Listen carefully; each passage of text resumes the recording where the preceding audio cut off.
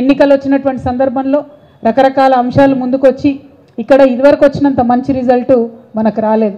అయినప్పటికీ ఇక్కడ ఉండేటటువంటి బీఆర్ఎస్ పార్టీ కార్యకర్తలకు నాయకులకు నేను కోరుతా ఉన్నాను, మనం ఉద్యమంలో నుంచి వచ్చినటువంటి వాళ్ళం. ఒక్క అడుగు వెనుకకు పడితే 10 అడుగులు ముందుకు లంఘించేటటువంటి శక్తి ఉన్నటువంటి వాళ్ళం. భయపడాల్సిన అవసరం లేదు. ఇప్పుడు వచ్చినటువంటి రిజల్ట్ని చూసుకోవాలి, అనలైజ్ చేసుకోవాలి, విశ్లేషించుకోవాలి, అర్థం చేసుకోవాలి.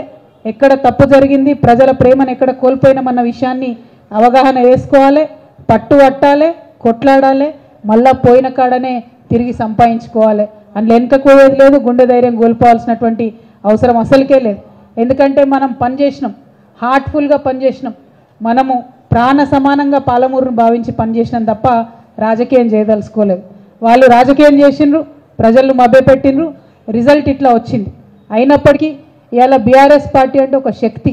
బీఆర్ఎస్ పార్టీ అంటే ప్రతి ఊర్లో 70% రాజకీయంగా ఇంట్రెస్ట్ ఉన్న వాళ్ళు మొత్తం కూడా 70-80% మంది బీఆర్ఎస్లో ఉన్నటువంటి పరిస్థితి. లక్షలాది మంది సైనికులు ఉన్నటువంటి పార్టీ మన పార్టీ. అధైర్యపడాల్సిన అవసరం లేదు, చేయాల్సిన పనులు చాలా ఉన్నాయి. ఇప్పుడు పాలమూరు సగం కళ పూర్తి చేసుకున్నాం, మనం పెండింగ్ ప్రాజెక్టులు పూర్తి చేసుకున్నాం.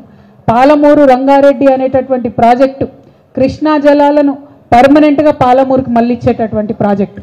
ఆ ప్రాజెక్టు కూడా 90% మన గవర్నమెంట్లోనే కేసీఆర్ గారి ఆధ్వర్యంలో మనం పూర్తి చేసుకున్నాం.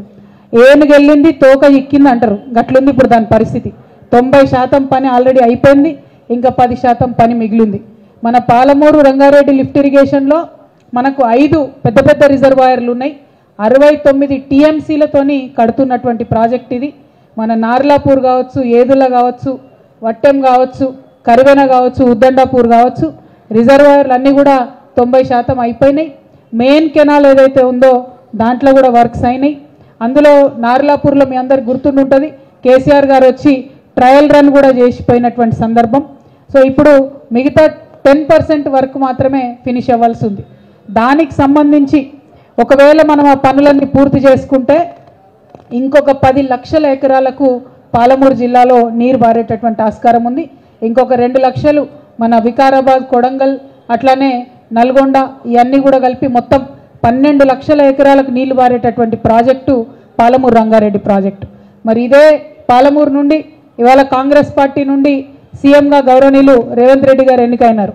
మరి వారు ఇవాళ పేపర్లలో చదువుతూ ఉన్నాం, రకరకాల రూమర్స్ వస్తూ ఉన్నాయి.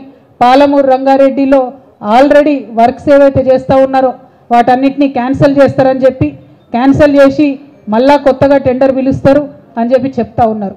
ఇక్కడ పాలమూరు రంగారెడ్డి విషయంలో గౌరవ ముఖ్యమంత్రి వర్యులు ఆనాడు కాంగ్రెస్ పార్టీలో ఉండి ఇదే రేవంత్ రెడ్డి గారు తప్పుడు కేసులు వేపించిన, దొంగ కేసులు పెట్టించిన, నేషనల్ గ్రీన్ ట్రిబ్యునల్కి పోయి ఆపే ప్రయత్నం చేసినా కూడా ఇది water project, drinking water project, దీన్ని ఆపొద్దు అని చెప్పి పనులు ఎక్కడ ఆపకుండా మనం మెయిన్ రిజర్వాయర్లు అన్నీ పూర్తి చేసుకున్నాం.